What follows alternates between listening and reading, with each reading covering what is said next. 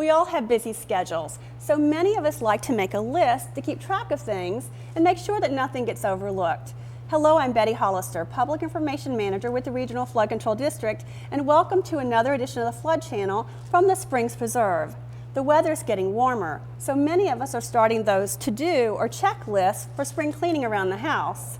Coming up on today's program, we'll send our Flood Channel environmental detective on a dirty assignment to show you some cleaning and disposal tips to help protect the environment and Lake Mead. Then we'll look at a priority list the Flood District is making that keeps track of flood control projects that are fully designed and waiting for construction funding in this tight economy. After that, we'll take a behind-the-scenes look at the making of our latest public service announcement that uses a Men in Black theme that hopefully will make you smile.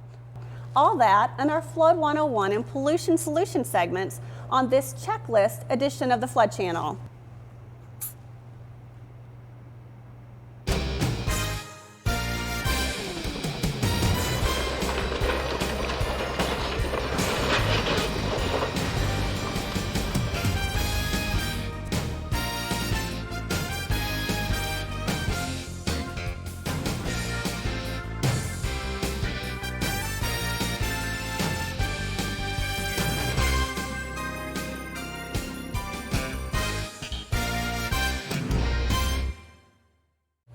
Welcome back to the Flood Channel from the Springs Preserve, where you can learn a lot about our valley's history and protecting the environment.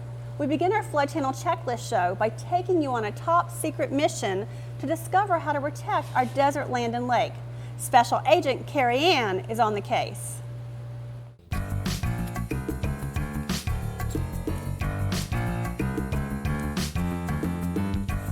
Good luck on your mission. Thanks, Agent Zach. I'm on it. Protecting the environment is a case we all need to solve. While throwing wrappers and drink cups out the window may not seem like a big deal, trash can clog storm drains, cause flooding, and pollute Lake Mead. Let's take a closer look. Here's our first big clue. Not only can clogged storm drains cause flooding, but the trash you see here could eventually make its way to Lake Mead, our primary source of drinking water. But you can help us solve the case. Just call the number on your screen to report clogged storm drains or any channel or detention basin filled with trash. Well, the primary reason we see it as important is because anything that is dumped or discharged into a wash, into a gutter, or into a storm drain flows untreated to Lake Mead. And that's our primary source of drinking water, so we're very concerned about anything that would get into this water body. This is certainly something that requires participation from everybody in the Las Vegas Valley. Unfortunately, one bad player can cause a lot of problems for a lot of people. I think the primary differences that we've seen is public awareness, because many people years ago did not realize that what gets discharged into the storm drain flows directly to the lake with no treatment whatsoever. And as awareness from that goes up, people are responding accordingly, and they're responding in how they conduct their own business, how they conduct business within their households, and reporting when they see it happening in another place because they realize the seriousness. Well, it brings a lot of job satisfaction to know that what we do makes a difference. And it doesn't just make a difference for us personally, but it makes a difference for our community.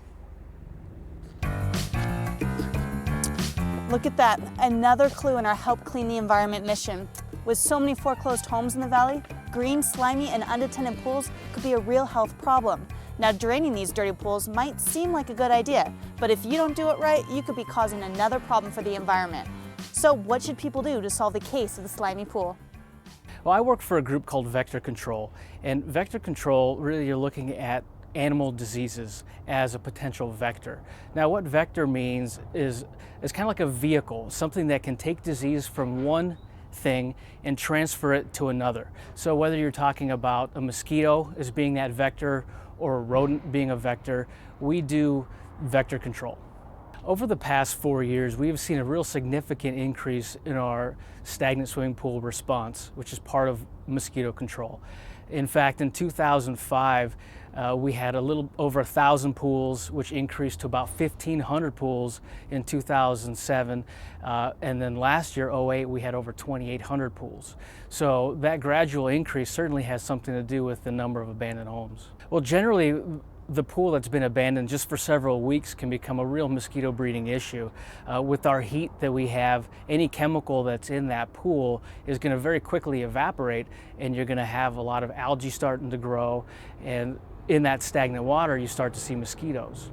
It's unfortunate, but there's so many houses now that are bank owned or foreclosed, and if they have a pool, 9 times out of 10, if you're lucky, most of them are green. If you can see the bottom of the pool, basic rule of thumb is you could clear it up with chemicals, but you'd have to have a really good filtration system.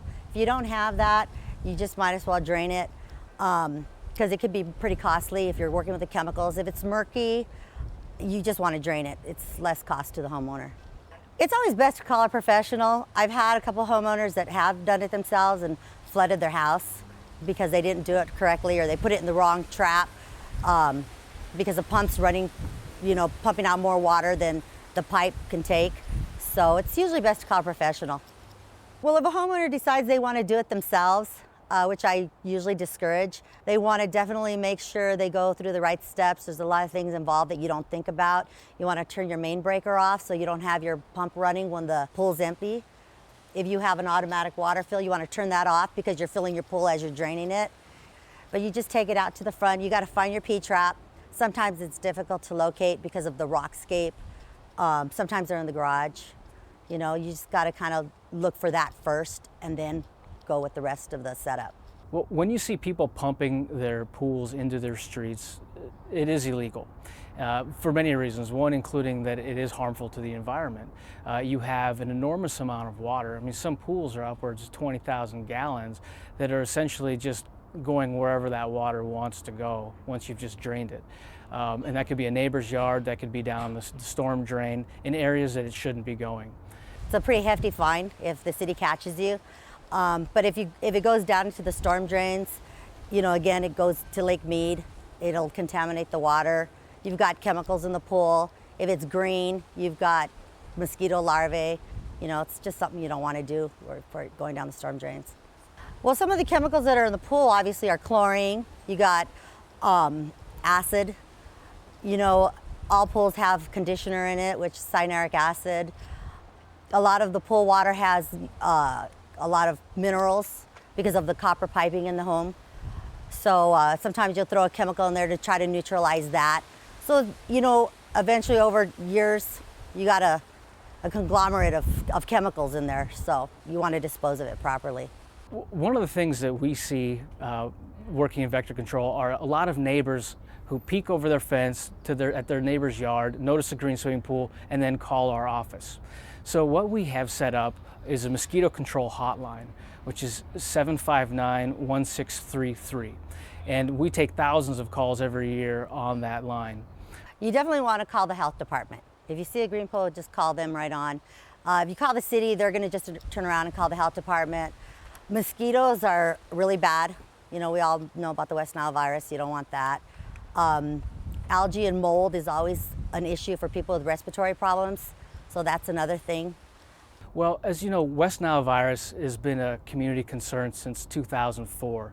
And now that you have all of these backyard breeding sites, you have a potential to have mosquitoes breeding that can transmit West Nile in our communities. Most people that get infected by West Nile virus never even know they have the virus. It's about 1 in 20 people that ever even show symptoms. Now, those symptoms can generally be flu-like symptoms, a fever, weakness, sometimes a rash, and then they'll get over it. But there's a small percentage of people, about 1 in 150, that can actually get some severe neurological symptoms. The virus attacks the nervous system. And so the symptoms associated with that, they're very severe, include coma, stupor, disorientation, convulsions, and there is no cure for West Nile virus. So in order to help somebody recover from that, you have to use essentially supportive therapy. So it can take a long time for people to get better. When I see somebody draining a pool in the street, or you see that the system is set up to where it's eventually going to be going in the street, it just kind of makes me mad because I'm a licensed professional. I feel that people that do that don't take the time to go get their license. It just makes a bad name for the rest of us. You want to go out there and do a good job. You want to do it right. You want to be right for the homeowner as well as, you know, your community. And it kind of makes me mad to see that, because it just makes us all look bad. Our mission has led us to the garage, where many of you may soon be starting your spring cleaning. Throwing potentially dangerous chemicals, oils, or paints in the trash can pollute the environment. When you're ready to toss those harmful chemicals, make sure you do it the right way. Republic Services will accept them at either their Henderson or North Las Vegas locations. You can also recycle old computers or televisions. Just check out the Republic Services website for details. Spring cleaning also means getting those carpets cleaned. Let's investigate how to dispose of those harmful chemicals. Well, in a standard procedure, when I get to a client's home, I'll of course talk with the client, then I stage and set up everything I need to do. And then I have a fresh water supply in my truck of good clean water that is used to clean. And then as I clean, the carpet gets damp, and then as it sucks up all of those cleaning solutions and all of the soils out of the carpet, it goes through a hose back into a 100-gallon reclamation tank in the truck. There's places where I can go that are licensed and authorized to dump these wastes and these things. You don't want to be just dumping stuff down in the sewer or down the sink in your house, paints and things like that. It's not safe and it's not legal. I mean, there's cleaning chemicals in there and solutions and solvents that are used to release the soils from the carpet, and now they're going down the street. Birds could drink out of it, anything. OSHA regulates it. There's a lot of carpet cleaners that are a little shady, and then you may say they'll clean your house and maybe they'll just dump it down the street outside. Last time I checked, that was as much as a $7,000 fine through OSHA if you get caught doing that. And there is a lot of very, very good green, clean, and organic chemicals out there these days that are viable options, and the rules are the same. You do have to put it in a containment space in the truck and drop it in a sanitary sewer. Okay. The reason it's so important for everybody in the Las Vegas Valley to take a part in keeping our surface waters clean, keeping our stormwater clean, is that it all drains to Las Vegas Wash and into Lake Mead, where we get our drinking water. If you were to go down to the Clark County Wetlands Preserve and look at what they've done down there to enhance and provide a way for people to get into that habitat, you'd see how important it is to protect the quality of the water that gets down to that point. It is the environment and this planet that sustains humankind. So it's important to all of us to protect the environment in any way that we can, because it is what sustains us and improves our quality of life. It's aggravating to see and hear of other people who are doing these other things, dumping their waste down the street, because one, it brings bad light on our industry, and it's not a well-respected industry as it is because there's a lot of shady characters, and then when you meet them, it upsets me, it makes me look bad, it makes other people like me who are trying to do a good job bad, and I'm sure it's the same in most industries. We want to try to whittle those people down and catch them and make them stop doing those things. Betty, this case may be solved for now, but our mission is far from complete. Through a little teamwork and a few changes at home, we can help make Clark County a great place to live. Give me a high five. Thanks, Carrie Ann and Zach. And we'll be back with more on the Flood Channel right after this. I'm Agent Smith. And I'm Agent Jones. And we're busting people who pollute Clark County. Hey, who are you guys? Sir, please step back. Hey, what are you doing? Aha! Judged by your reaction, you don't like trash. No. Sir, this is yours. We saw you dump it out of your car. Well, I was... Sir, did you know trash can clog storm drains, cause flooding, and pollute Lake Mead? Sir, is Clark County your home? Yeah. And you don't like trash in your home? No. Then why would you dump trash in Clark County? Don't trash Clark County. It's our home, too. Hi, I'm Lillian Langeway with Diamond Lil's Pool Service, and you're watching the Flood Channel. See that clogged storm drain? Something like that, when it rains, will cause water to back up and flood our streets. Hello, Regional Flood Control District. I'd like to report a clogged storm drain. City and county employees are working hard to keep your storm drains clean. If you spot a clogged storm drain, call and report it. Help protect the environment by keeping our drains and washes clean. Report clogged storm drains by calling 685-0000.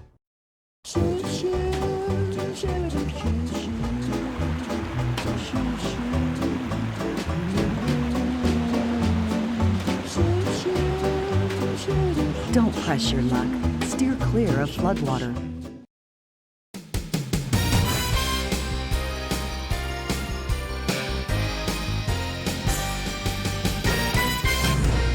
When is flash flood season?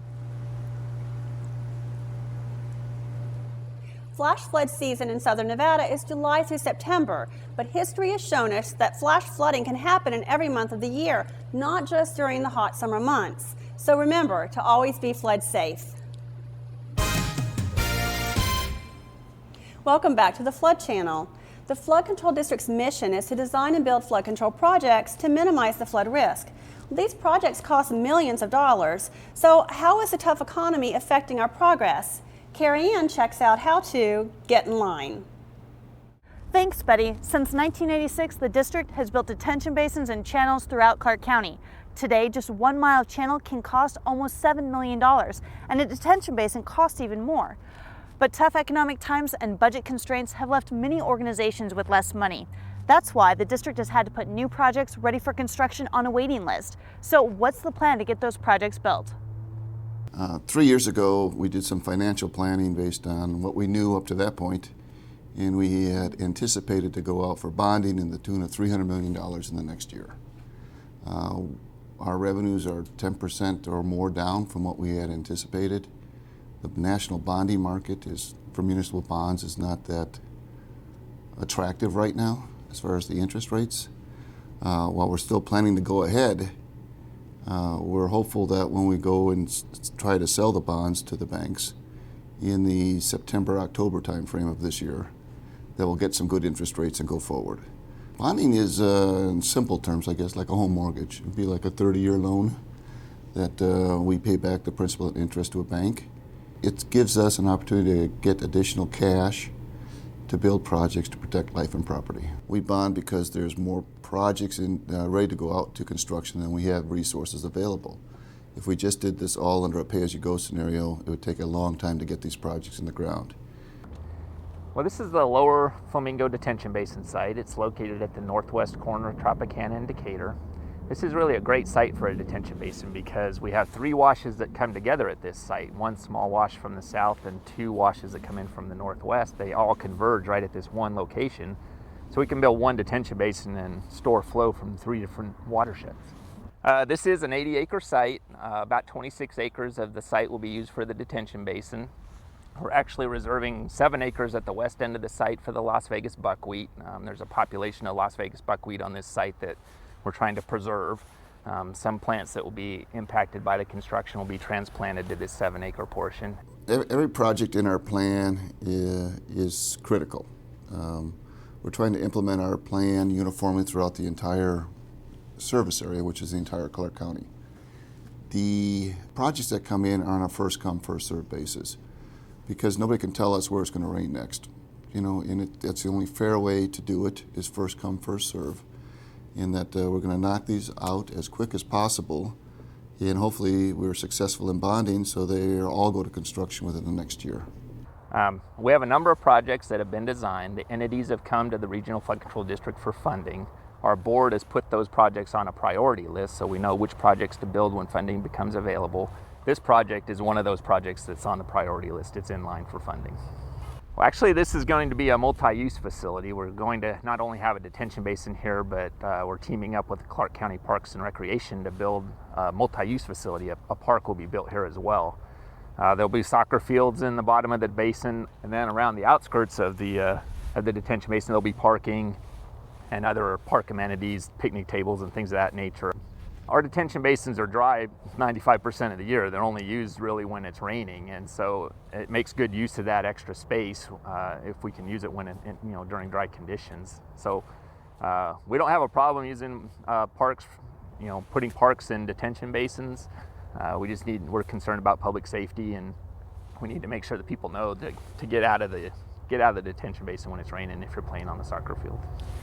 Currently, we have 82 detention basins and 515 miles of channel and underground storm drain that is protecting the residents in Clark County. We have another 57 detention basins and 329 miles of channel and underground storm drain to build. We have 10 projects totaling $150 million on this list, which is going to be part of those 57 basins and 329 miles of channel.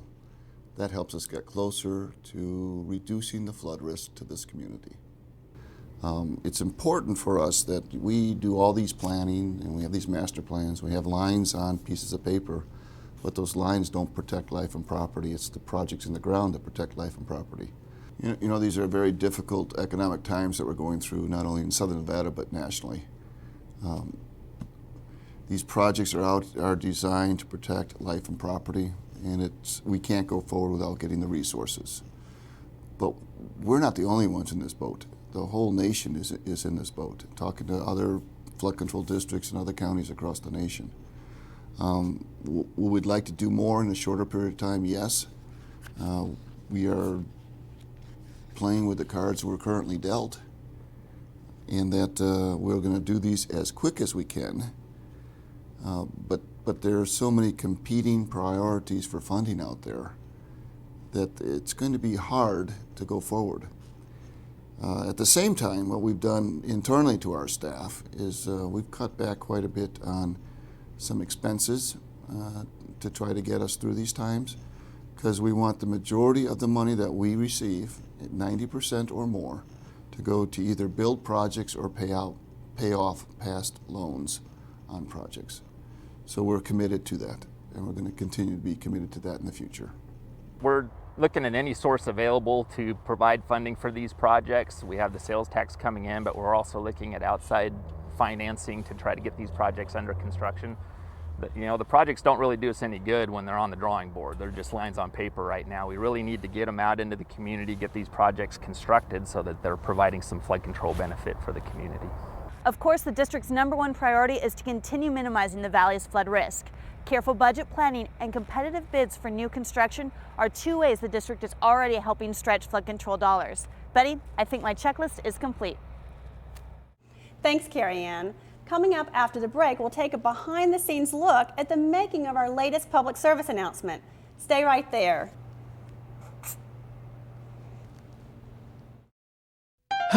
Springtime, when thoughts turn to cleaning?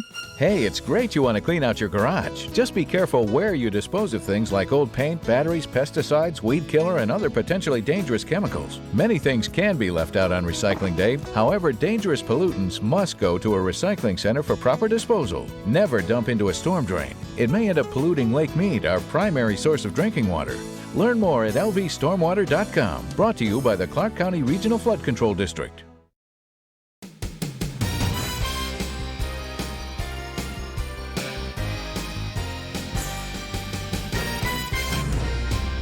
Why is it better to wash my car at a car wash? Washing your car at a car wash is better for the environment than washing it on your driveway because it keeps those pollutants out of our storm drain system. You can get a coupon for $2 off of a car wash at more than 17 locations throughout the valley if you go to snwa.com.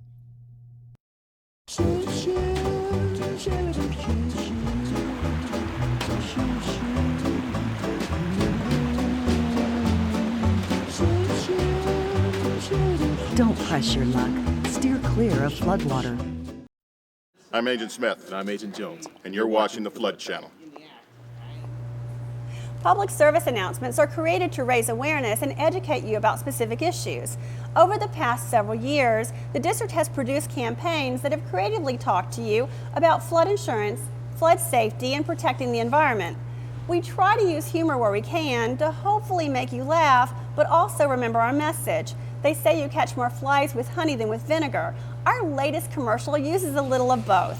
Check out what we did and let us know what you think. Sir, your second one, lame. Then you're going to come in. Well, sir, Your second one. You have to come with us. Sir, you have to come with us. So what do I say? You've taken me away before. Because now we're back, and we already nailed you the one time with the pool. So it's kind of like, now what have I done? So now where are we going? Yeah, now where are we going? Well, this message is pertaining to people who wash their cars in their driveways and things like that. And it basically puts oil and all type of crud into Lake Mead, which pollutes the water system here in Clark County. PSAs are always good because it informs you.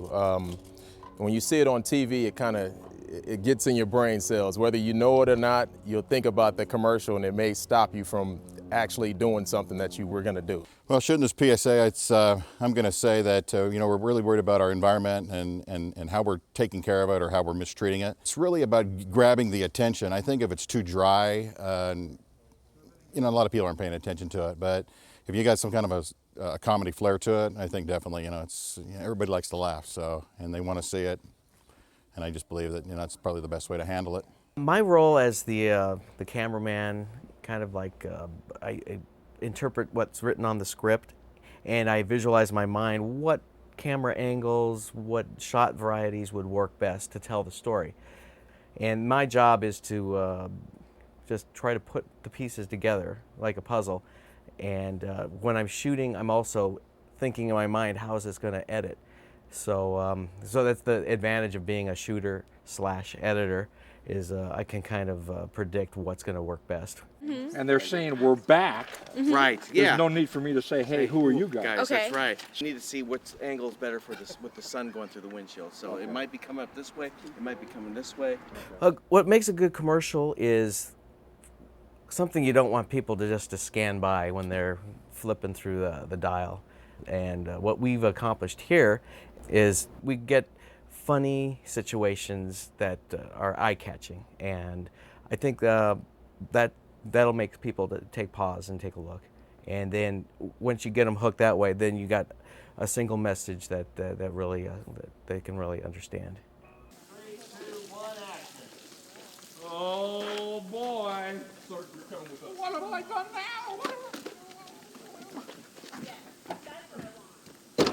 I think it's really cool. I mean, I'm glad that the cast is putting me involved in here. I mean, you could have got anybody out here to do this situation. I think it's fun, it's funny, it's something that I would enjoy, just keep doing it on and on. I didn't think it was going to be a part 2 to this, but here we are, and it's fun. It's a good group of people to work with. Yeah, I love doing this kind of stuff. It's just a part-time deal for me, but I enjoy participating and donating my time just to draw attention to these awarenesses that we have, and that we need to address them and make some corrections. I get the message out, and I get a lot of friends that'll call me or text me at weird hours in the morning. Hey, I just saw you on TV. I'm down here working out at the gym or doing something, and it's like, hey, you want me to sign an autograph for you? I can do that. It's important to have messages such as this that help people think that they can make a better world for today and the future. So if we can just spark people's imagination and have an attention-getting spot, I think that for the future, it could really make an impact. I'm Agent Smith. I'm Agent Jones. And we're back busting people who pollute Clark County. Oh, Sir, you're not with us. What have I done now? Sir, did you know by washing your car at home puts chemicals and trash into storm drains? Really? Car washes recycle water and they don't pollute Lake Mead. Oh. Is Clark County your home? And you don't like trash in your home? No. Then don't trash Clark County. It's our home too. Okay. And that's going to do it for this checklist edition of the Flood Channel from the Springs Preserve. For more information, log on to our website at regionalflood.org or visit the Springs Preserve and see firsthand how you can make an environmental difference. For all of us here at the Flood Channel, I'm Betty Hollister, and remember to always be flood safe.